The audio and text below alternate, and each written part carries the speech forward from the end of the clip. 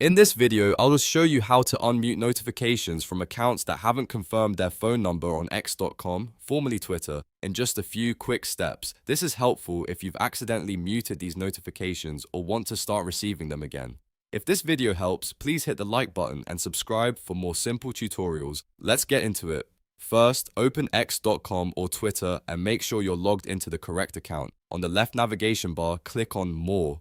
This will open up additional options and settings for your account. From there, click on Settings and Privacy. This is where X keeps most of the account and notification controls. Next, click on Privacy and Safety. This section contains the controls for what you see, who can interact with you, and how your notifications behave.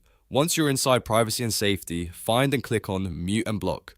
This menu includes different muting and blocking options that affect your experience on the platform. Now click on Muted Notifications. Here, you'll see the notification filters that are currently muted on your account. Look for the option that says, who haven't confirmed their phone number. If it's turned on, that means those notifications are currently muted. To unmute them, simply toggle that option off. As soon as you do that, you'll start receiving those notifications again from accounts that haven't confirmed their phone number. That's all there is to it.